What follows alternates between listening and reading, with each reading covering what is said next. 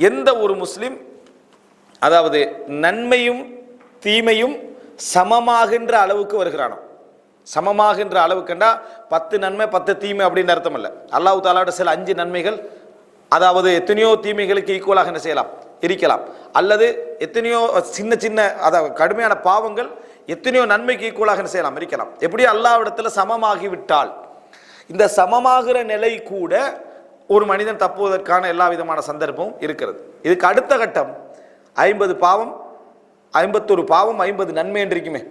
அதான் ஒரு பாவத்தால் மிகச்சிறுவானே, ஒரு பாவத்தால் அவனுக்கு அதிகம் என்று வந்து விடுமே, இவனுடைய நிலை தான் இந்த இடத்துல என்ன, அதாவது மிகவும் ஆபத்தான நிலை. அல்லாஹு தாலா அவர்களையும் என்ன செய்யலாம் மன்னிக்கலாம், அவர்களையும் அல்லாஹு தாலா என்ன செய்யலாம் மன்னிக்கலாம். ஆனால் அவனுடைய நிலை என்ன, நரகத்துக்குரிய தகுதிக்கு அவன் என்ன செஞ்சிட்டான் அல்லாஹ்வுடைய பார்வையில் நரகத்துக்குரிய, அது அல்லாஹு தாலா அவனை நரகத்தில் போட்டால் அல்லாஹ் நீதியாவே என்ன செய்யறான் போடுறான்.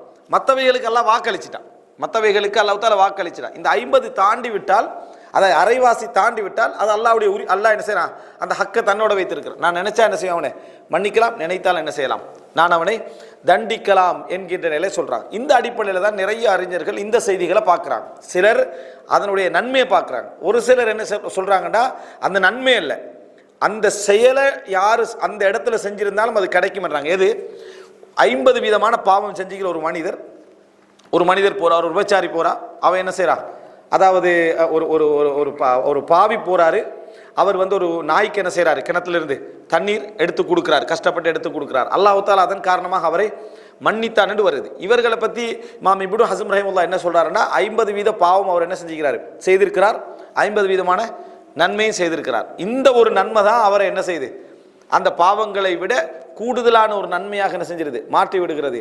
இந்த மாதிரியான செய்திகள் இருக்க நம்ம படிச்சுக்கிறோமே. வீதியில போற நேரத்தில் அதாவது ஒரு தடையாக இருந்த ஒரு கிளையை எடுத்து போட்டதுனால ஒருத்தர் என்ன செஞ்சாரு சொர்க்கம் நுழைந்தார் அப்படின்னு வருது. இதை பல அறிஞர்கள் இப்னு ஹஸம் போன்ற அறிஞர்கள் அந்த செயலுக்கான சிறப்பாக இது என்ன செய்யல சொல்லப்படலை.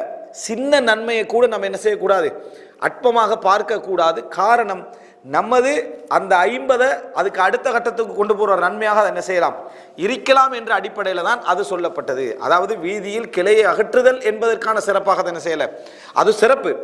ஆனா அதுக்காக மாத்திரம் என்ன செய்யல அது சொல்லப்படல். எந்த நன்மையாக இருந்தாலும் உங்களுடைய தீமைக்கு அடுத்த கட்டமாக அதை சேர்க்க முடியுமா என்று அதை என்ன செய்யுங்க. எந்த அதாவது வலா தஹ்கிரன்ன மினல் மஅரூஃபி ஷைஆ, நன்மையில் எந்த ஒன்றையும் நீங்கள் தரம் குறைந்ததாக பார்க்க வேண்டாம். ஹதீஸ்.